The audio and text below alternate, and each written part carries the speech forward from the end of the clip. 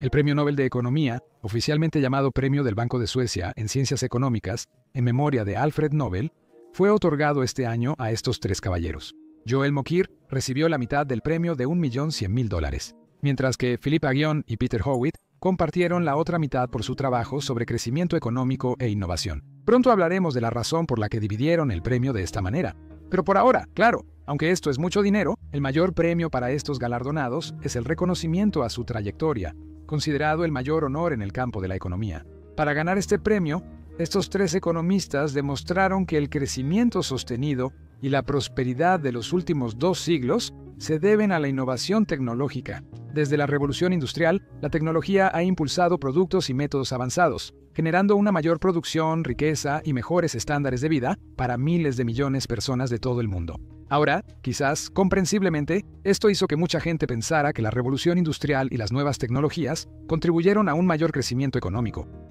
Claro. Pregúntale a cualquiera que tenga aunque sea un interés mínimo en la historia o la economía, y probablemente te diría más o menos lo mismo, ¿verdad? Sí, pero lo que hizo que el trabajo de estos tres hombres mereciera el Nobel fue identificar que el progreso tecnológico constante es de hecho una anomalía, no la expectativa. Y también analizan de manera detallada qué es exactamente lo que se necesita para mantener este proceso en marcha. Como siempre, aunque digan que fue una coincidencia, el premio de este año es muy relevante para los desafíos actuales de la economía global. Desde las disrupciones que pueda causar la inteligencia artificial hasta el estancamiento innovador por parte de empresas sin competencia. Entender el trabajo de estos hombres puede ayudarnos a comprender exactamente qué es lo que ha hecho que el mundo sea cientos de veces más rico de lo que era hace solo unas generaciones, y las amenazas que enfrentamos para que ese progreso continúe en el futuro. Entonces, ¿qué fue lo que permitió que la innovación tecnológica se multiplicara tan rápidamente? ¿Es este progreso siempre algo bueno? Y finalmente, ¿estamos empezando a perder esos ingredientes mágicos que hicieron que todo esto fuese posible? Una vez hecho todo eso, probablemente convenga abordar también algunas controversias del premio de este año.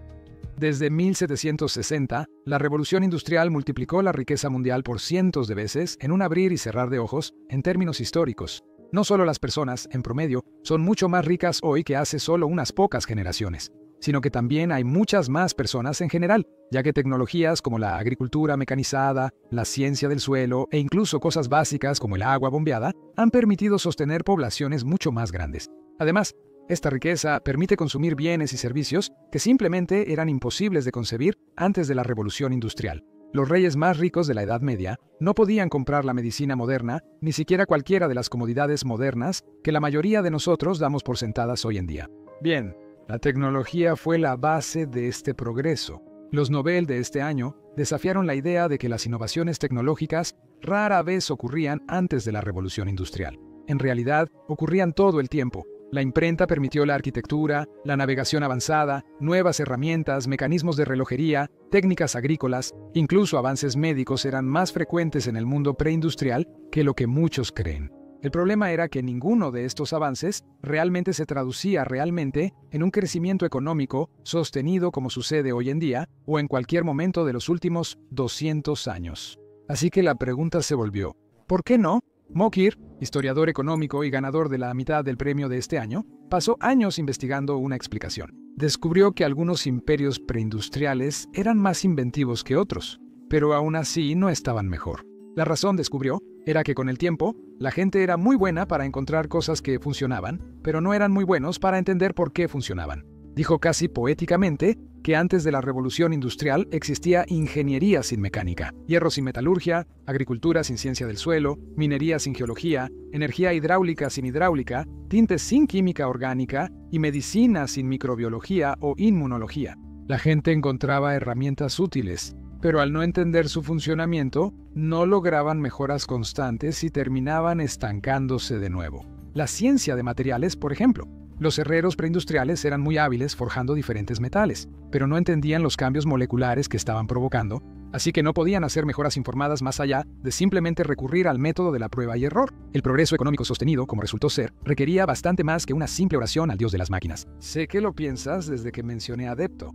En fin. Los herreros preindustriales quizá descubrieron que forjar hierro sobre carbón o carbón vegetal endurecía el filo y aumentaba su resistencia a la corrosión. Pero no sabían que esto sucedía porque el carbono entraba en la estructura cristalina del metal.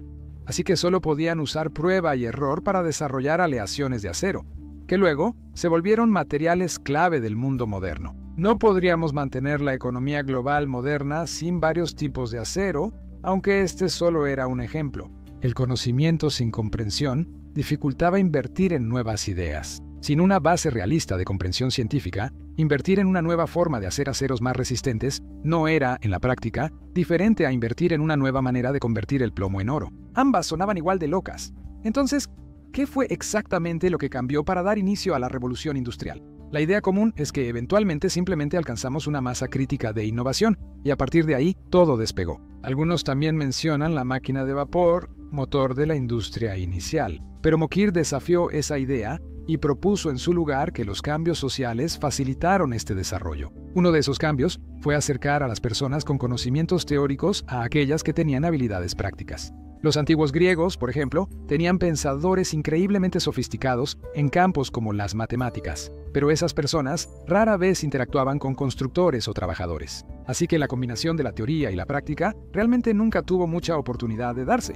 La Ilustración en Europa en el siglo XVIII acercó a ambos grupos y facilitó el intercambio de ideas por primera vez. En el Reino Unido, esto se aceleró por el sistema de aprendices artesanos, quienes aprendían teoría y práctica y luego enseñaban a nuevos aprendices. Entender cómo se integra una preciosa aplicación es lo que ha hecho que el mundo sea tan próspero como lo es hoy en día. Pero también hubo algo más fundamental para permitir este progreso. Esta fue la otra mitad del premio general, otorgada a Aghion y Howitt. El progreso macroeconómico de los últimos 200 años parece muy fluido y constante. Sin embargo, en el fondo, ha dependido de cambiar casi siempre a nuevas ideas. Las ruedas hidráulicas y caballos fueron reemplazados por máquinas de vapor y luego por motores de combustión interna. Y actualmente estamos viviendo bajo su dominio, el cual está siendo desafiado por la electrificación. Para que las innovaciones triunfen, las economías deben permitir que las industrias obsoletas fracasen. El Imperio Romano tuvo grandes pensadores que inventaron un gran número de tecnologías prometedoras, como motores de vapor rudimentarios. Había problemas técnicos en los primeros diseños, pero no había motivación para mejorarlos más allá de simples curiosidades, porque los poderosos del imperio no usaban motores de vapor porque preferían comprar más esclavos. Obviamente, ese es un ejemplo extremo, pero a menor escala, este proceso que los economistas llaman destrucción creativa ha ocurrido de manera muy constante desde la Revolución Industrial. Aghion y Howitt crearon un marco matemático para medir cómo esto se traduce en crecimiento económico. En términos extremadamente básicos, supusieron que la tasa de crecimiento económico era el producto de la magnitud de las innovaciones, multiplicado por la frecuencia con la que surgían esas innovaciones. Así pues, las ecuaciones reales que publicaron eran un poco más griegas, pero básicamente esto es lo que querían decir. No siempre podemos asegurar que cada innovación impulse significativamente al mundo. Por cada iPhone hay un metaverso. Lo que sí podemos controlar a través de la política económica, sin embargo, es la tasa de nuevas innovaciones, alentando a las organizaciones a invertir en investigación y desarrollo mediante una combinación de incentivos y sanciones. Por un lado, si una persona o una empresa crea o inventa algo con un valor económico significativo, se le debe permitir beneficiarse de ese valor mediante la protección de la propiedad intelectual. Esto crea un motivo de lucro para la innovación, lo cual no solo incentiva a las personas a salir y tratar de mejorar el mundo, sino que también facilita que esos innovadores obtengan financiamiento para llevar a cabo esas innovaciones, porque quienes inviertan en ellos podrán compartir las ganancias que obtendrán por su dominio en el mercado. El ejemplo más claro en la actualidad y tal vez en la historia es Nvidia. Invirtieron miles de millones y años en desarrollar CUDA, su plataforma para computación paralela, haciendo sus chips el estándar en inteligencia artificial. En consecuencia, pueden dominar el mercado y obtener grandes ganancias. Y espero que otras empresas vean esto, y también se motiven a hacer inversiones a largo plazo que pueden o no dar frutos. Sin embargo, si este dominio crece demasiado o los competidores se acercan mucho entre sí, eso sofocará la misma innovación, porque se vuelve más fácil simplemente cobrarle más a los clientes sin tener que competir realmente. Lo que mostraron sus modelos es una curva en U, invertida de innovación económica según la competitividad del mercado. Si el mercado es muy despiadado, con empresas robando diseños e ideas y socavándose constantemente, eso beneficiaría a los consumidores por un tiempo. Sin embargo, nadie estaría dispuesto a innovar porque no habría un motivo de ganancia para hacerlo. De igual modo, si las empresas simplemente se ponen de acuerdo en los precios o el mercado es un monopolio incontestable, tampoco innovarán porque la nueva tecnología podría amenazar su liderazgo y solo representaría un gasto innecesario. La solución para maximizar la innovación es crear políticas económicas que permiten algo de dominio de mercado, protegiendo la propiedad intelectual, pero evitan el dominio excesivo, disolviendo monopolios y limitando la duración de esa protección. En sus modelos, Aghion y Howitt analizaban principalmente corporaciones orientadas a las ganancias en sistemas capitalistas modernos. Pero Mokyr y otros economistas probablemente argumentarían que las mismas reglas generales se aplicaban a algo como la nobleza preindustrial. Ellos, en efecto, tenían lo que equivalía a un dominio del mercado sobre sus economías. Así que, en todo caso, las nuevas tecnologías solo representaban una amenaza para su cómodo status quo. La destrucción creativa puede ser el motor de la innovación, pero si las organizaciones que van a ser destruidas creativamente tienen algo que decir al respecto, probablemente harán todo lo posible por detenerla. De hecho, este fue uno de los componentes más importantes de su trabajo, y algo que se ha vuelto increíblemente importante en la economía actual. El tema central de los premios de este año fue la ciencia vinculada a la inteligencia artificial. Pronto abordaremos la controversia. Pero lo cierto es que el trabajo de Mokyr, Aghion y Howitt va a ser increíblemente útil para dar forma a las políticas en torno a la inteligencia artificial. Nadie puede predecir el futuro, menos aún los economistas, pero este trabajo deja algunas conclusiones claras. La inteligencia artificial es una innovación tecnológica con potencial para impulsar el crecimiento económico. Pero dependiendo de la interpretación del trabajo de estos hombres, también podría ser mucho más que eso. Recuerda, el avance económico sostenido se logró cuando las personas con conocimientos teóricos se involucraron más activamente con personas que tenían conocimientos prácticos. Una visión optimista de esta tecnología es que vuelve el conocimiento teórico más accesible para los trabajadores y permite más avances. Pero su trabajo también abordó aspectos menos optimistas de un posible futuro con inteligencia artificial. En este caso, los trabajadores son quienes están siendo destruidos creativamente por la industria. Obviamente, todavía no hemos llegado a ese punto, pero mucha gente, con razón, tiene miedo de convertirse en el equivalente a una rueda hidráulica justo cuando los ingenieros están experimentando con las primeras máquinas de vapor. Y es aquí donde volvemos a ese componente final y quizás más importante de su trabajo, que es que debe haber protecciones sólidas para las personas que son desplazadas por el proceso de destrucción creativa. Bien, esto no es solo porque sea algo bueno que hacer, o porque el desempleo a largo plazo entre grandes sectores de la población pueda causar problemas sociales. Es porque simplemente es buena economía. Si la gente no tiene miedo a la disrupción, esto puede fomentar la toma de riesgos necesaria para cultivar estas innovaciones y también asegurar que haya más apoyo popular para ellas. Actualmente hay una gran resistencia a la IA y hay razones válidas para ello. El inmenso capital que se ha dedicado a construir nuevos centros de datos, los requerimientos de energía para alimentarlos y la histeria de inversión que los rodea, que, seamos realistas, probablemente los contribuyentes promedio tendrán que rescatar si todo colapsa.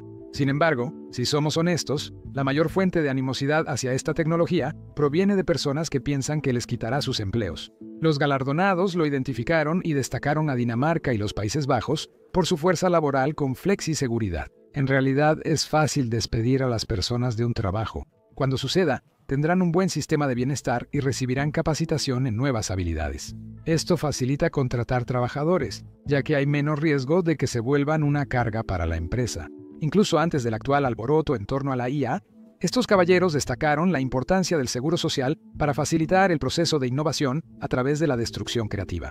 Estos fueron los puntos clave de su trabajo en la revolución de la inteligencia artificial, pero si por un momento jugamos a ser licenciados en literatura inglesa y buscamos un significado más profundo donde no lo hay, probablemente haya más que analizar aquí. Es importante recordar que el Premio Nobel se concede por trabajos que pueden requerir décadas. Los ganadores de este año publicaron gran parte de su trabajo a principios de los años 90 del siglo pasado.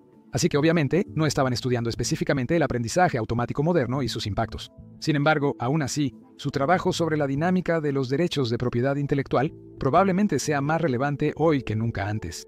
La IA ha puesto a prueba, y de verdad, los límites de cómo usamos las creaciones intelectuales ajenas y en qué medida otros pueden beneficiarse de ellas. De nuevo, más allá del argumento de la justicia, si las personas no pueden vivir de crear cosas nuevas porque les quitan sus obras para usarlas como datos, no crearán nada más. Esto es malo para el progreso económico y para la sociedad en general. Así que, aunque no fue específicamente intencional, el trabajo de los galardonados con el Nobel de este año realmente resalta lo importante que será la regulación en torno a estos temas. Y Seguro que el comité no lo hizo con esa intención, pero otorgar el premio a Mokir, quien revisó la historia para criticar las deficiencias del conocimiento, sin comprensión en un año de premios centrados en la inteligencia artificial, es simplemente brillante, aunque no haya sido intencional. Eso nos lleva a las controversias del premio de este año. Para empezar, hubo supuestas filtraciones de los ganadores del Premio de la Paz, lo que llevó a que se realizaran varias apuestas grandes poco antes de que se hiciera el anuncio. Esto deja mal a la comisión de premios, pero es una acusación aún peor para la sociedad. No conviertan todo en casino, así evitarían estas oportunidades fraudulentas. Pero más allá de eso, hay problemas más profundos con la estructura del premio en sí que vale la pena abordar. Llega el momento del gran disclaimer. Quiero ser muy cuidadoso al abordar esto, ya que no sugiero que alguno de los ganadores en categorías científicas no mereciera el premio. En el campo de la economía, estos tres hombres son brillantes, y según mi limitado entendimiento, también lo son en otras áreas. También lo son todos los demás que ganaron los premios de estos años. Sin embargo, el formato del propio premio cada vez es más difícil de conciliar con la forma en que se hace la ciencia moderna. Hoy en día, el genio solitario que logra grandes avances es algo que ya no resulta muy común. Algunas investigaciones implican la colaboración de docenas o incluso cientos de científicos, pero un premio Nobel solo se otorga a un máximo de 3 personas por año.